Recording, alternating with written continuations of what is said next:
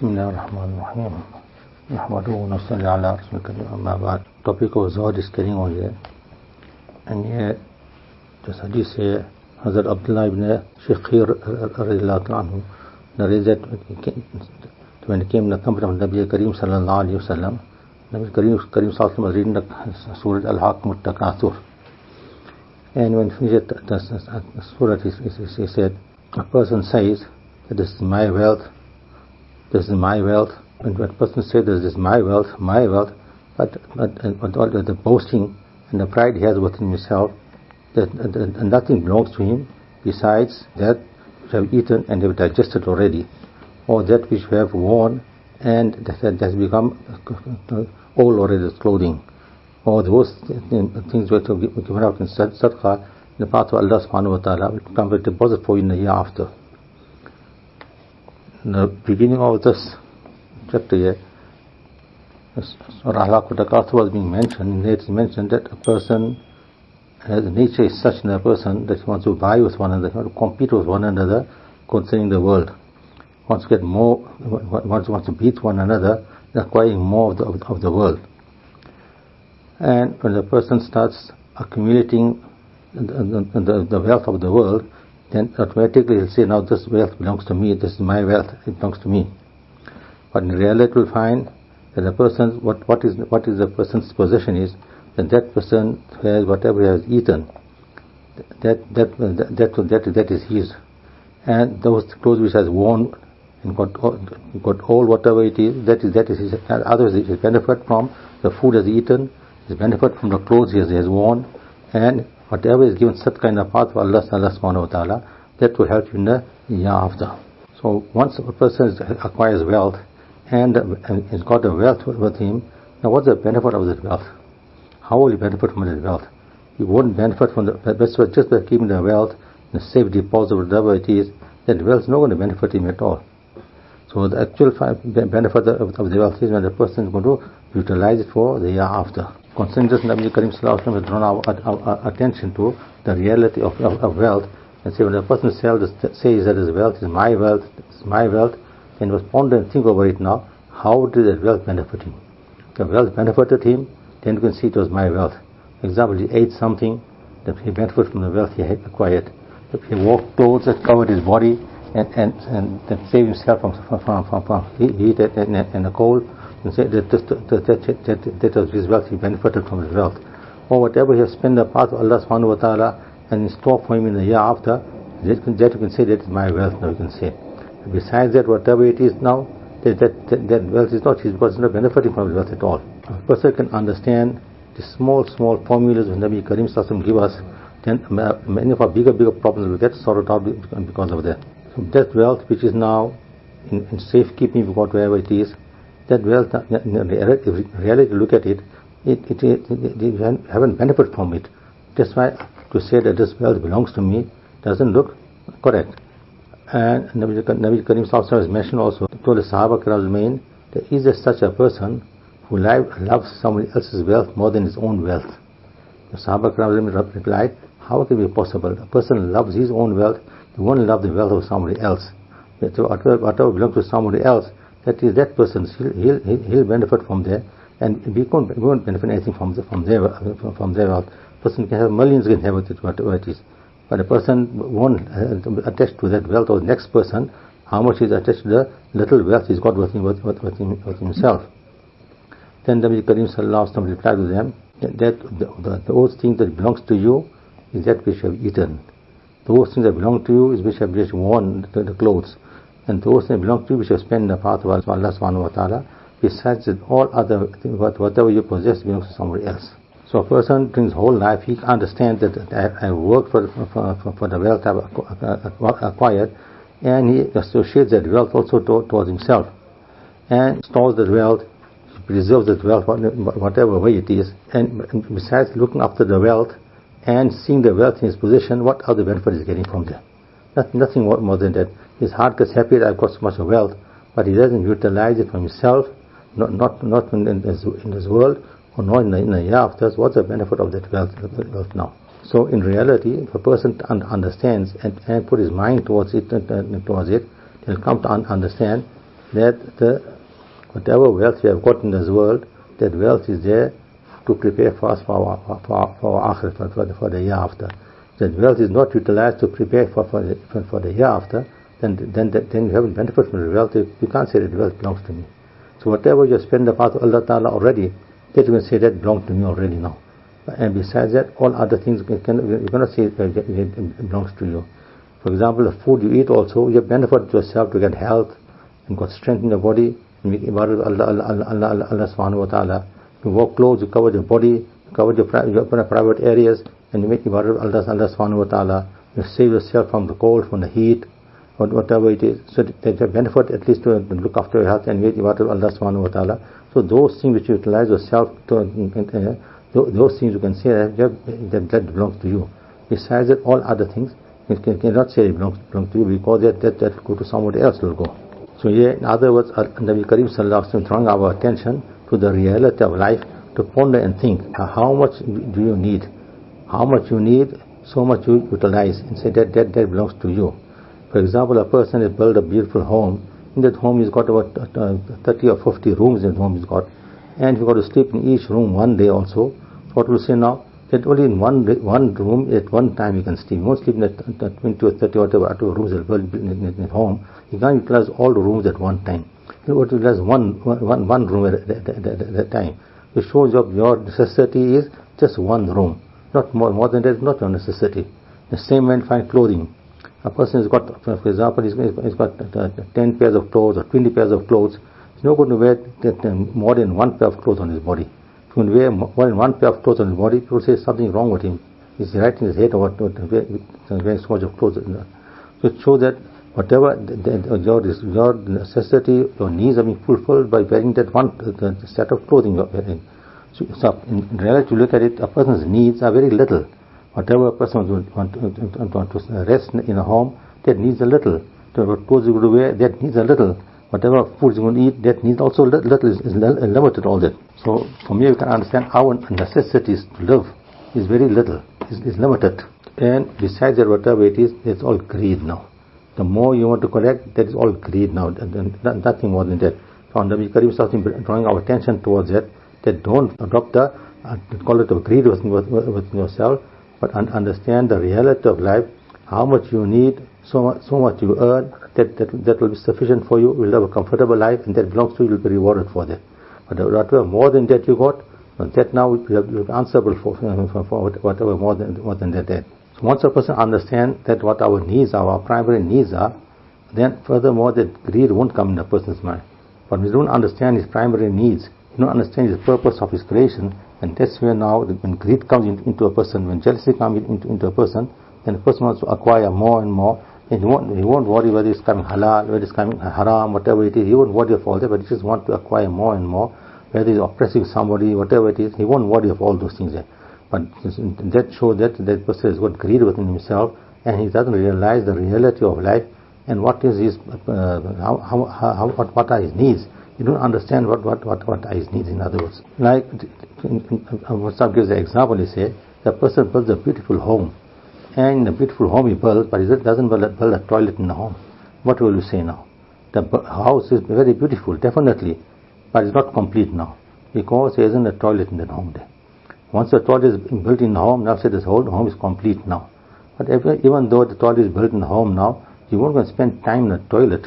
You spend more time in the house. In the toilet, you only spend the time when the necessity arises. When you relieve yourself, you go to the toilet. If you relieve yourself, you come out of the toilet. You don't sit more than that in the toilet. So it shows in the same manner, the wealth is the same manner. How much you need, so much wealth you use. More than that is beyond your necessities. A person has business for you, for example, and Allah Ta'ala gives barakat in that business of his now. Now what the Sharia say now? Sharia gives permission to make business also, and whatever extra Allah Ta'ala gives you now, there is a fazl of Allah, there is a bounty of Allah subhanahu wa ta'ala. So that bounty of Allah subhanahu wa ta'ala utilize according to the law of Allah subhanahu wa ta'ala. If you utilize it properly, then there is no problem. You will be rewarded for it. But if you would overspend, then that's called fuzul kharji, and that will be guna and sin. It will be now. For example, there's a wedding now. You can have a simple wedding, you can have nothing wrong in that. You can spend in that wedding, nothing wrong. But now you want to spend extra in that wedding. You want to have ribbons on the cars, for example. You want to hire a car for that occasion. You want to wear the dressing of the non-believers to display your happiness, whatever it is. All this now, this is all called fuzul kharji, unwanted expenses. This is, and you won't be rewarded for that. And at the same time, the wealth you acquire, you spend it in the wrong ways, in haram manner. That also, that will be guna and sin. You won't be rewarded for that also. So, if you got wealth, for example, you take wealth and you can gamble now, for example, or increase some money now, for example. Now that you can gamble now, that's guna, complete sin it is now. That just show that you haven't valued the wealth Allah subhanahu wa ta'ala has given to you. So to utilize the wealth Allah subhanahu wa ta'ala give you to overspend more than necessity, that also is not recommended by the Shariah. And to spend the wealth in haram avenues, that also is not recommended by the Shariah. Both are wrong. So in other words, whatever wealth Allah ta'ala give you, that is the fazl, that is the bounty of Allah subhanahu wa ta'ala, and in there nobody's capabilities has got any shaying it. So whatever Allah ta'ala words, Allah will give them.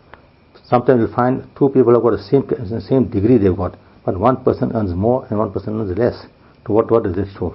It shows that both persons have got the same degree they got. One is earning more, one is earning less. One is wealthy, one is poor. So show that whatever Allah gives you is a fazl of Allah, the bounty of Allah subhanahu wa ta'ala. Person makes an effort, he makes to earn money, and the person works hard from the morning till evening. He works, weekends he works also, but he earns very little. Another person works little but works only few hours a day only, and he earns more than the next person earns. So what is that? It shows how whatever Allah has predestined for you, you won't get that whatever it is.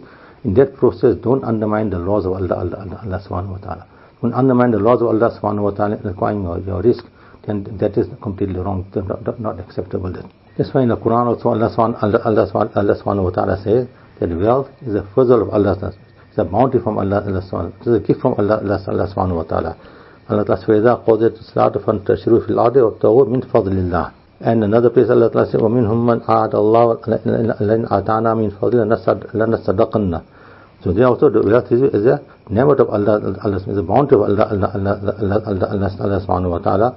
So in some places also Allah subhanahu wa ta'ala says the wealth is khair, something good for us also at the same time. In تَدْخَيْنَ الْوَسِيلَةَ لِلْوَالِدَيْنِ وَالْأَقْرَبِينَ. And at the same time you'll find that the wealth which Allah ta'ala has given to you, obtain the wealth by the happiness of Allah subhanahu wa ta'ala, obeying the commands of Allah subhanahu wa ta'ala. Don't break the laws of Allah subhanahu wa ta'ala, and utilize that wealth according to the laws of Allah subhanahu wa ta'ala, according to the happiness of Allah subhanahu wa ta'ala. Then this wealth is the gift of Allah subhanahu wa ta'ala, and there are a lot of virtues attached to this wealth of Allah subhanahu wa ta'ala.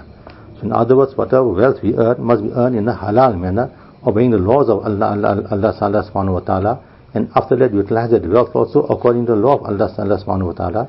Then this wealth is a fazl of Allah, is a bounty of Allah subhanahu wa ta'ala. Now to understand that wealth itself is something very bad, that is completely wrong. It's a wrong notion that wealth in itself, here Allah subhanahu wa ta'ala says, a fazl of Allah subhanahu wa ta'ala. Wealth in itself, Allah ta'ala says something khair, something good it is now. And the only thing is, what is your perception of wealth? What is your focus of wealth? What is your view of wealth? The law will be put onto that. If you treat wealth to the only thing to acquire in the world and to violate the laws of Allah subhanahu wa ta'ala, now that wealth will become a means of harm to you. It won't be means of benefiting you. But if you take and acquire the wealth according to the law of Allah subhanahu wa ta'ala, you don't break the laws of Allah subhanahu wa ta'ala, and that wealth will become a means of bounty of Allah, favors of Allah subhanahu wa ta'ala. So one is the wealth must be acquired in a halal manner also, and the second thing is that the wealth must be spent also in a halal manner also. That's on the day of Qiyamah, Allah subhanahu wa ta'ala will ask us 7 questions. From the one question will be this here: how do you acquire your wealth? And the second question: how do you spend your wealth? So if you acquire your wealth in a halal manner and spend in the halal manner, then that is required from us. That we are demanded for. To acquire wealth in a halal manner, to spend in a haram manner, that also will be taken to task by Allah subhanahu wa ta'ala. And you acquire the wealth in a haram manner and spend in halal avenues, then also will be taken to task by Allah subhanahu wa ta'ala. In both ways, you've got to be cautious how you acquire your wealth, and that wealth will have barakat in it.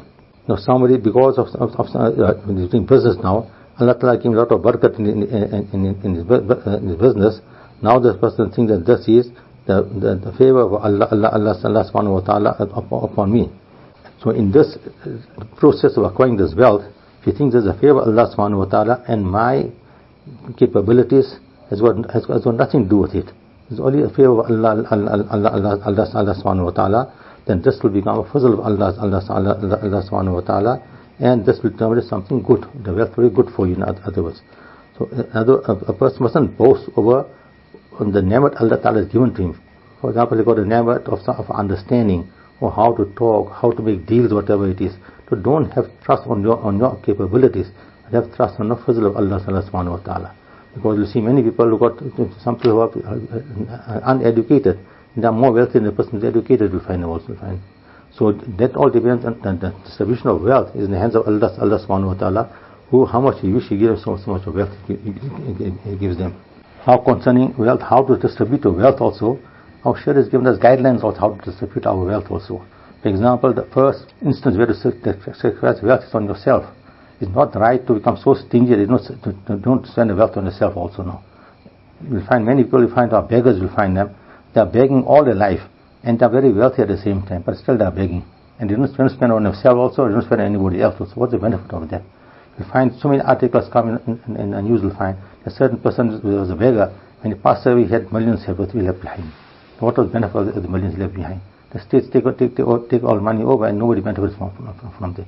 So to become a miser, to become stingy with the wealth Allah has given to you, that is not correct. You must spend on yourself also, to look a comfortable life, a life of honor and respect. That's the first right of the wealth you got. Then you go spend wealth on your parents, you go to spend the wealth then. Then you go spend wealth on your family. Then then you spend wealth on your neighbors, you spend. And then on a general Muslim where you feel comfortable, you spend wealth. So that's Sharia has taught us how to utilize our wealth also, in other words. And each person got to understand this distribution of wealth, how to spend our wealth. And in a Muslim society, you won't find anybody begging, because each one has been looked after already. When it comes in hadith, that person is not a true mu'min who sleeps stomach full and his neighbor stays hungry.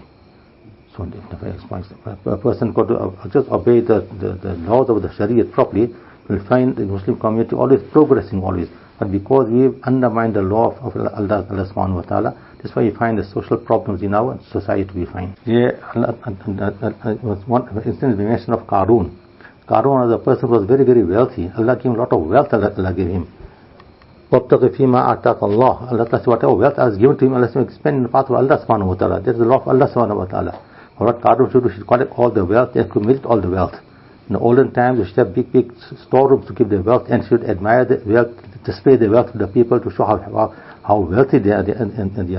So Qarun was that type of person who accumulated so much of wealth, and he had the warehouse, the storeroom to keep his wealth, and to display his wealth to everybody. Then I'm so wealthy, and to look after that wealth now, to have in olden times you have big keys to look after the wealth. For that they needed a lot of people and animals to carry the keys alone to open that ground of theirs. So that was the condition of Qarun. Until today you'll find the people say that the wealth of Qarun became like a proverb. It became that what's the benefit of the wealth of Qarun? That nobody, he couldn't benefit himself also, he couldn't benefit anybody else also. So Allah subhanahu wa ta'ala tells in the Sifakam in the dunya, that at the same time when you got Allah given you wealth now, then don't forget yourself. You're going to look after yourself also. For example, you are sick now and you don't take medication also now. What's the benefit of the wealth now? You haven't got a car, for example, to go somewhere now, and Allah has given you the wealth now. You don't need the wealth for your own comfort. What's the benefit of the wealth now? You're feeling cold and you're not buying clothes for yourself to look after, to save yourself from the cold. What's the benefit of the money that you have got? So you mustn't. Allah said, Allah has given wealth to you, then don't forget about yourself. Spend on yourself also according to the necessity. And at the same time, it's not correct to throw the wealth away also without any reason. That also Sharia doesn't allow us to do that. The wealth which Allah has given is to fulfill your necessities, in other words. At the same time, how Allah was kind towards you and give you wealth and give you a gift of wealth, and then now what is your responsibility? You must be kind to somebody else now. Whoever needs that wealth, give them that wealth also now. So in other words, whatever wealth Allah has given to you, use for yourself according to your needs, and more than that now, help those people who are in need of it now. That is the purpose of wealth. And that's a test for Allah subhanahu wa ta'ala. You're going to value the ni'mat Allah has given to you now. What are you going to do with the ni'mat? Are you going to utilize on yourself? Are you going to waste the ni'mat after that now?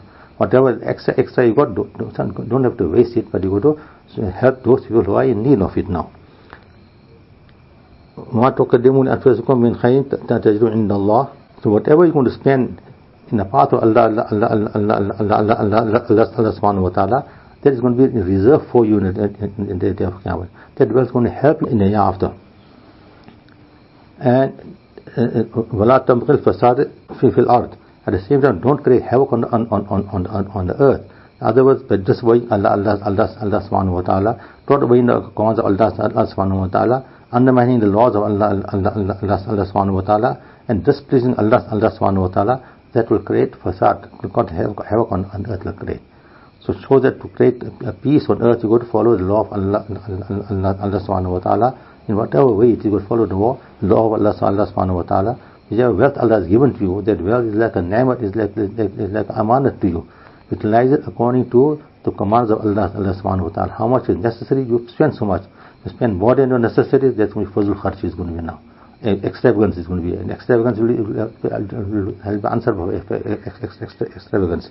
And you spend the wealth in guna, then that is more worse than it is now. To show that we have got guidelines how to look after ourselves. Normally you find people when they have wealth now, they will display their wealth by overspending, but the result they come in the people's eyes, and the people start to have jealousy for them. And nowadays you'll find the type of incident that takes place now, so also you'll find of kidnapping and hijacking, whatever it is, all because of all those things. And because you're displaying your wealth to everybody, and you're not utilizing how to live a simple life. When a person lives a simple life, then gets saved from many evils, gets saved from.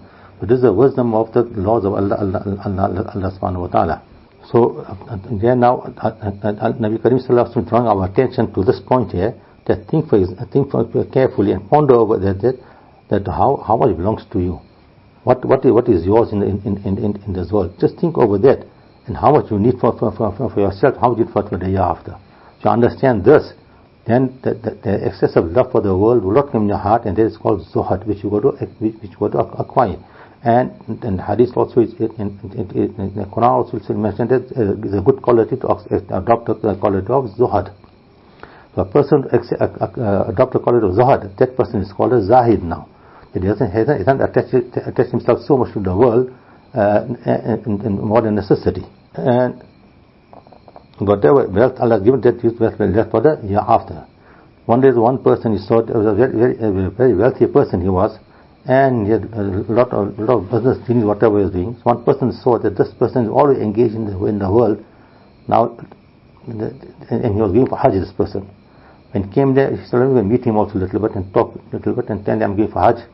And in his mind he had, if I go to him, he might give me something also to take for Hajj, it will come easy for me, he might give me a conveyance, whatever it is. So he went there, he spoke to him and said, I'm going for Hajj now. So you're going for Hajj? He said, I'm going for Hajj. So can't I join me? He said, very good, join me also. And he got very happy, and I was going to join me, and I'll have comfort on the way. So he started walking, and walked far out of the town. They walked out of the town. But this person asking the person, what about, you're not going to prepare and take him for Hajj? No, you're going for Hajj. And Allah's going to pass for Allah subhanahu wa ta'ala, we're going to Allah subhanahu wa ta'ala, what mistake was? So what about all your business? What business? Business is Allah ta'ala's business. You look after the business, what I worry about that? So this one said that now, what was my, just give me some time to go to the masjid, bring my small little bag from the masjid. The person said, what, your tawakkul so much only on Allah subhanahu wa ta'ala. In the heart is attached in this little bit left in the masjid, you got a small bag of yours you got only. When I got so much lying around, I think this is all the gift of Allah subhanahu wa ta'ala. Allah will look after it. So show that some people have, they think that they got a lot of tawakkul, and when put to test it, then the reality comes to surfaces after that. So if we are attached to the world so much that we cannot fulfill the commands of Allah subhanahu wa ta'ala, then that is not correct. We got to see that we got to fulfill the commands of Allah subhanahu wa ta'ala. That's why our has explained that divide your time.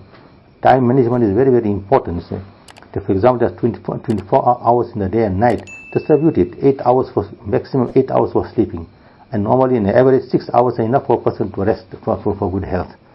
Then for 8 hours for livelihood, working, and 8 hours for ibadat to build up your spirituality and link with Allah subhanahu wa ta'ala.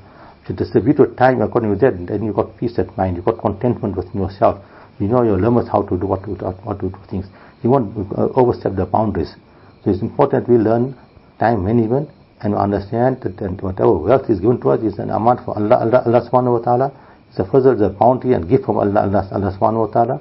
We go to acquire this wealth according to the laws of Allah subhanahu wa ta'ala, and we go to spend also according to the law of Allah subhanahu wa ta'ala.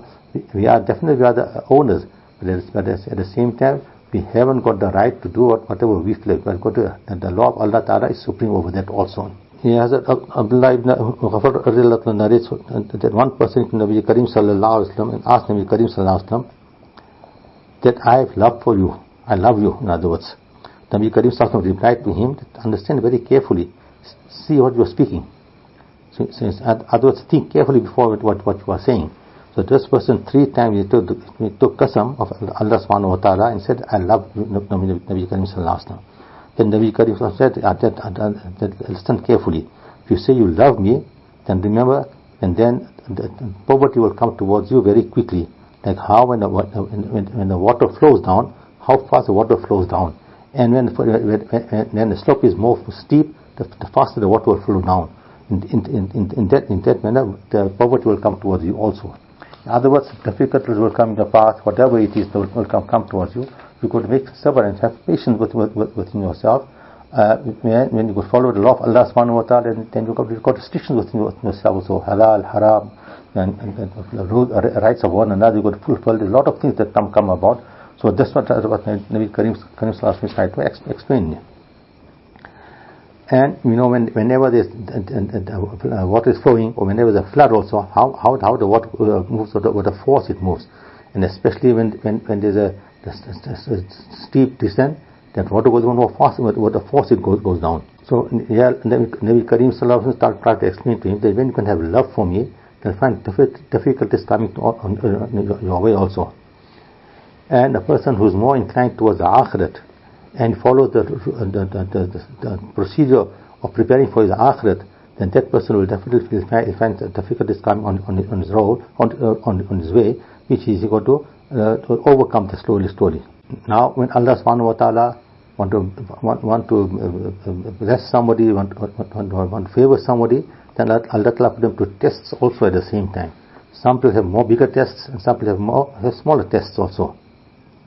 Because of that, and when you are put to test, you don't get excited or worried about the whole thing. But you got to have a composure properly, correct. You got to understand that this test, if you bring me close to Allah subhanahu wa ta'ala, then there's a test just now. But if the difficulty comes that drifts me away from Allah subhanahu wa ta'ala, then there's a punishment from Allah subhanahu wa ta'ala. So whenever you're put into any difficulties, then try and analyze and see that just difficulties bring me close to Allah subhanahu wa ta'ala, then definitely there's a test for me. And if difficulty take me far from Allah subhanahu wa ta'ala, then there's a punishment upon me. Molana Qari Siddiq Sahab rahmatullah alayhi, he explained one example in his lectures.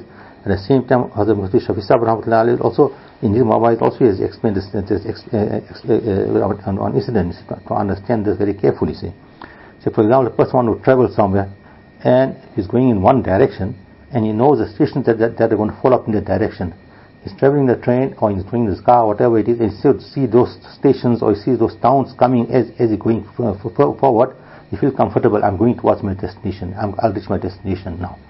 On the contrary, while he's traveling, he sees those towns coming to the opposite of that direction. What will he feel now? He feels hurt. Look, something wrong. I'm not going to reach my destination. I'm in the wrong direction. I'm moving now. It looks like he won't be at ease at all. So in the same manner, now, when we are leading our life and we find difficulties coming our way, then difficulties bring us close to the akhirat, close to Allah subhanahu wa ta'ala, then we are on the right track. We are this our gender we want to reach. But if difficulties don't bring us to realization and take us away on the wrong direction, they start complaining to Allah subhanahu wa ta'ala and uttering the things we're not supposed to utter. Now you're going away from Allah subhanahu wa ta'ala, you're going away from your journey towards Jannat, then there's something wrong in other words. So these are small examples when given to us, to make us understand the importance of the purpose of our creation, that we can correct our lives again. So here Nabi Karim sallallahu alaihi wasallam has also mentioned people who underwent most tests were the Anbiya sallallahu alaihi wasallam. They underwent most tests, most of difficulties came onto them, but they were steadfast on the difficulties, and they knew that the purpose and object of life. That's why they were being tested so much. And those people after who come and follow the way of the Anbiya alayhi salatu wasalam, they also will be tested after that also. So the more they come close to the way of the Anbiya alayhi salatu wasalam, they will be tested in different ways. But that doesn't mean now you've got to lose hope and start complaining on it. No, you've got to overcome those tests slowly, and amount of support which Allah subhanahu wa ta'ala has given to Anbiya alayhi salatu wasalam, but to keep that in mind, and that will give you a type of contentment will give also. But nowadays you find people, whenever difficulties come upon them, then they only complain of Allah subhanahu wa ta'ala. They won't think that this is a means of our coming close to Allah subhanahu wa ta'ala. These difficulties won't last for long. We'll overcome these difficulties very quickly. So we don't have this within ourselves. That's why people complain. They'll come to anybody. They'll come to the ulama and tell them that now, what's wrong now? I read all my namaz also. I keep all my roza also. I give my zakar also. Why must this punishment come to me only now? Why must I be in problems all the time? So just speaking this type of thing shows that you are undermining the names of Allah subhanahu wa ta'ala. The love you got to Allah subhanahu wa ta'ala doesn't demand this type of behavior at all.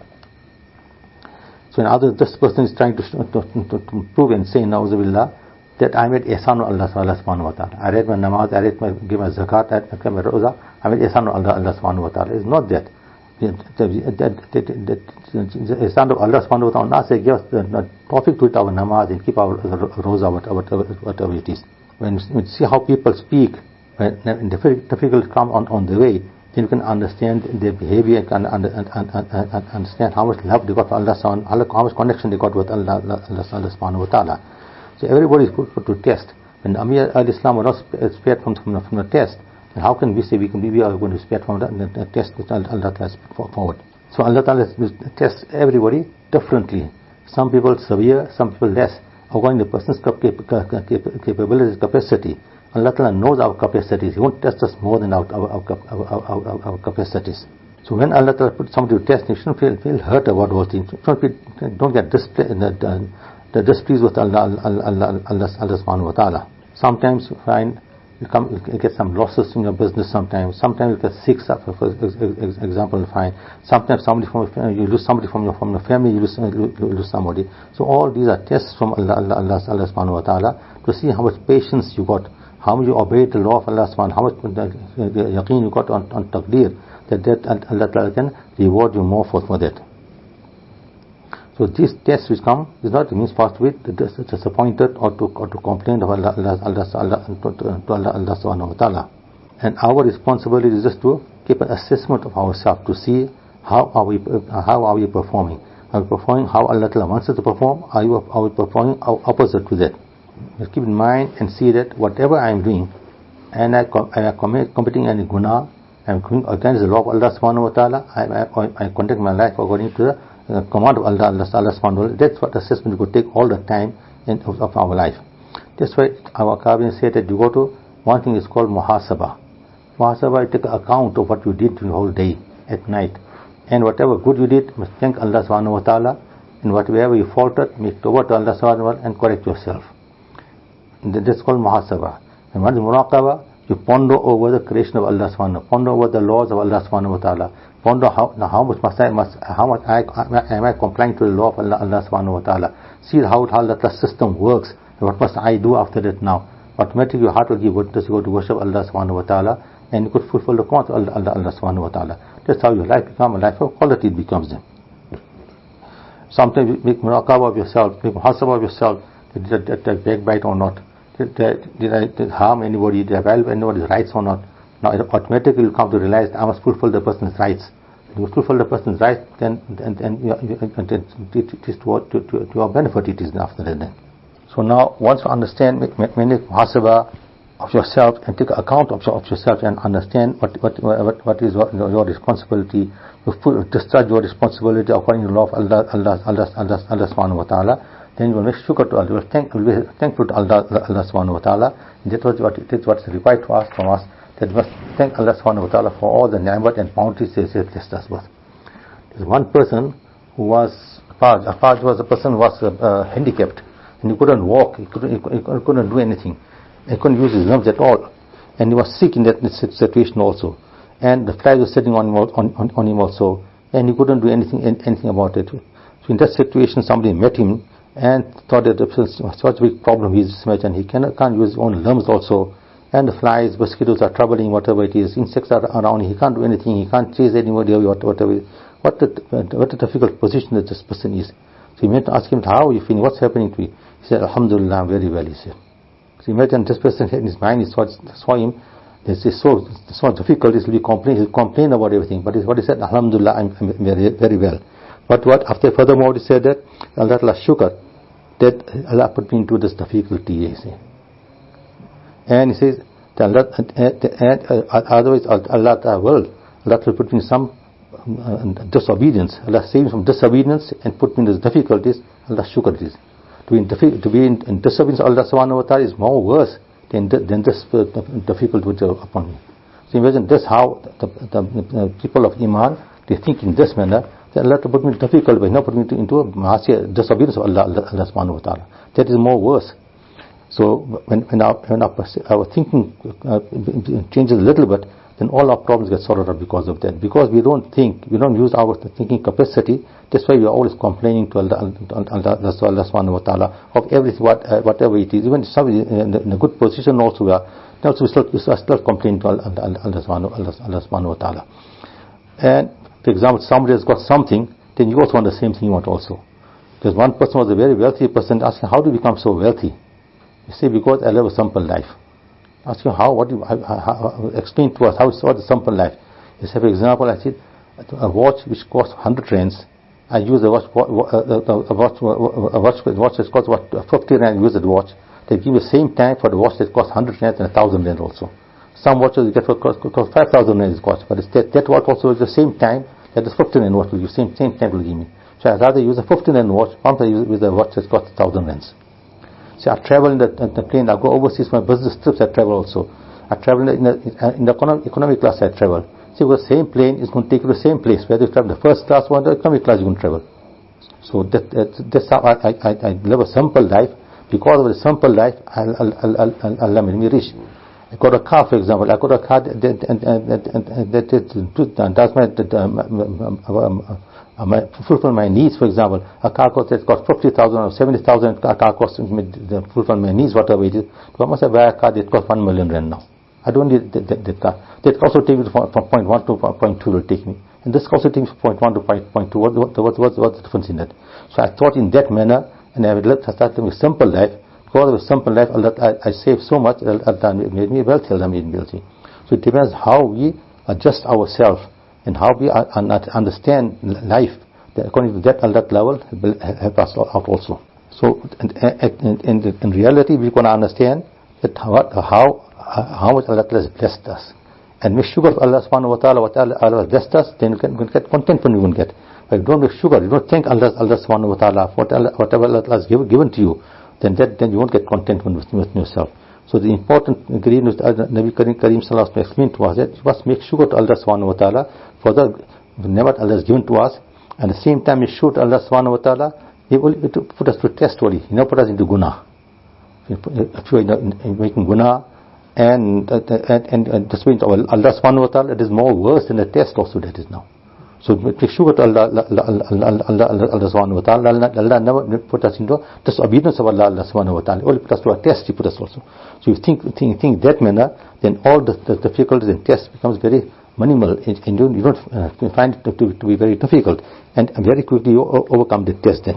And you'll find at the same time, you think this way also, that Nabi is the most closest servant to Allah subhanahu wa ta'ala. And Nabi is the highest of all of humanity also. If they were put to test, then what about us?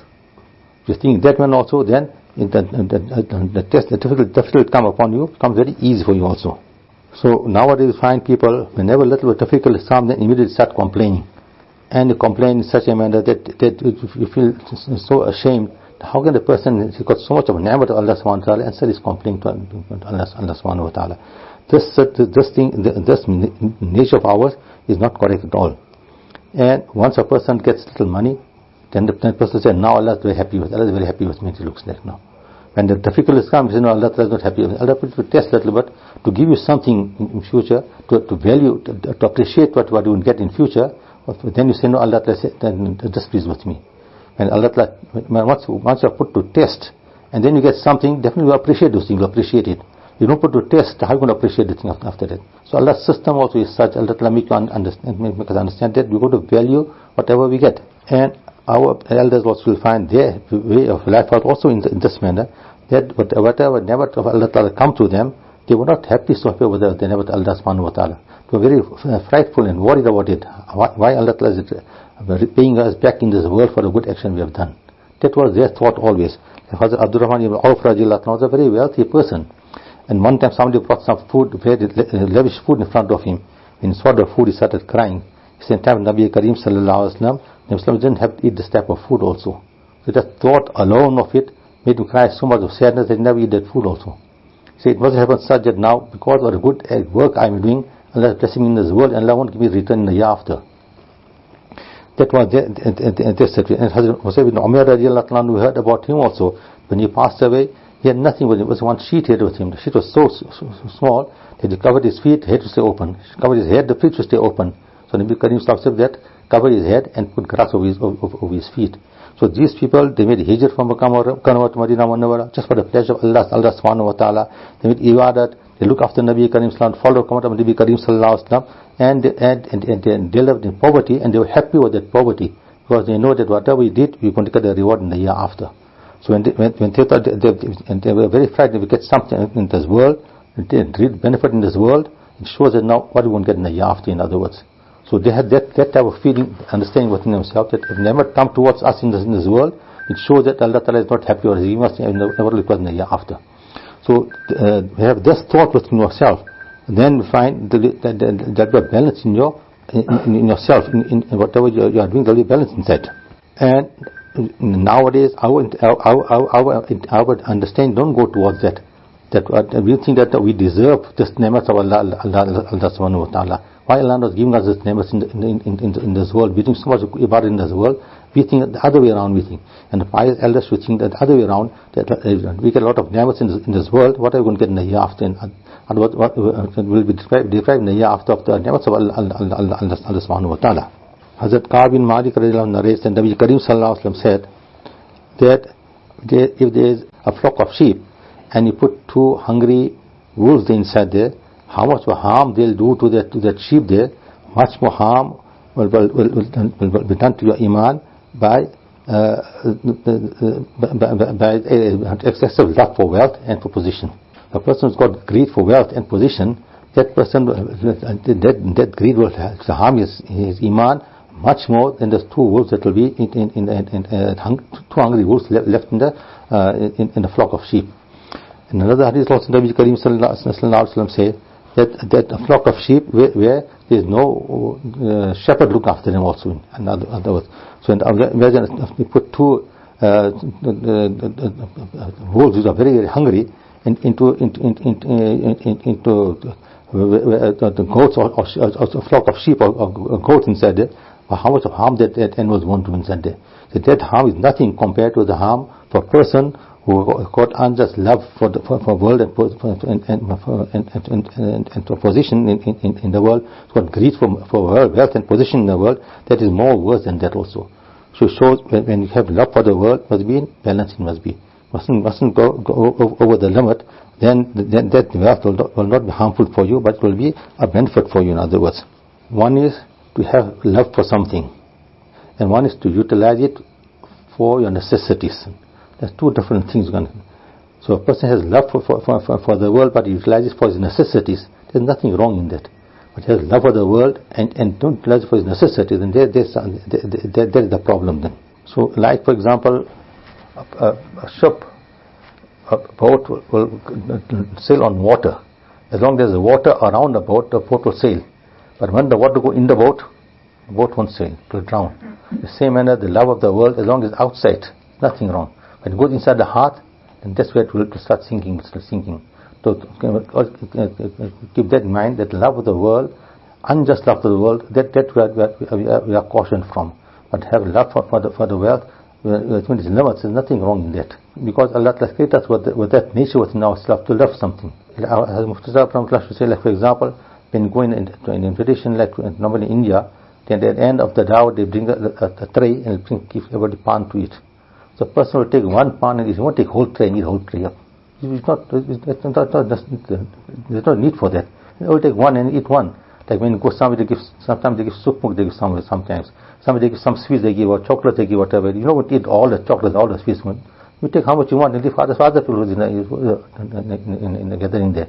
The same manner, the wealth of the world also like that. How much for you to use, utilize so much. Others father leave for other people to utilize. Then if you have that notion within yourself, then you got no problem. So the whole topic here concerning zuhud means to have unjust love for the world and trying to have a balance within yourself. And the formula Nabi Karim explained to us is that do things within this limit must be. And when you acquire wealth also, according to the law of Allah subhanahu wa ta'ala, you spend also according to the law of Allah subhanahu wa ta'ala. And whatever it is, think to yourself that Allah ta'ala has put a stress upon me is for my benefit it is. And it is better for me than to disobey Allah subhanahu wa ta'ala. Instead of disobeying Allah subhanahu wa ta'ala, there's more worse it is now. But this test, you'll overcome this test. And when you overcome this test, you'll find happiness after it will find. For example, a child is going to school and studying, whole day he studies. He sacrifices his sleep also, and his comfort also, holidays also just to study. But at the end of the year, when he passes and gets the result and gets good marks, he gets very happy. He says, whatever I never during the whole year, difficult. I never go for holidays, for example.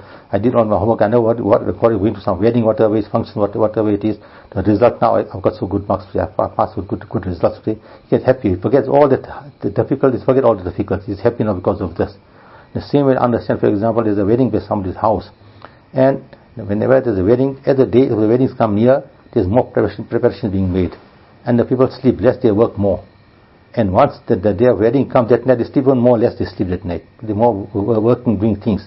But after the wedding is over, nobody think of the hard difficulties underwent. They all think, alhamdulillah, wedding went very well. Alhamdulillah, everything was respect. We have had respect. Everything was in order. Nothing was wrong. What was wrong in the wedding, whatever it is. They all think of the goodness of it. They forget all the hardness and difficulties, the hardship and difficulties. They forget all those things there. The same man with this when difficulties come to us, Allah put us to test, that difficulties will remain for a little while. After that, only happiness will come after that. And remember one thing also, got to remember, when we make guna, then guna is very enjoyable. Person enjoys making guna, enjoys the disobedience of Allah subhanahu wa ta'ala, but that enjoyment lasts for a little while only. And after there is always sadness after this, hardship after this. And at the same time, to do good work, to obey Allah subhanahu wa ta'ala is also difficult. That difficult also for a little while it is only. You overcome it difficult for a little while, then forever and ever there is happiness after that. Allah Ta'ala give us tawfiq of understanding and practicing, and to understand our purpose of our creation, and to fulfill that demands of our creation, that we can live a happy life, live a life with iman in this world, can die with iman also, and Allah can resurrect us also with iman also. That is the biggest wish of a mu'min.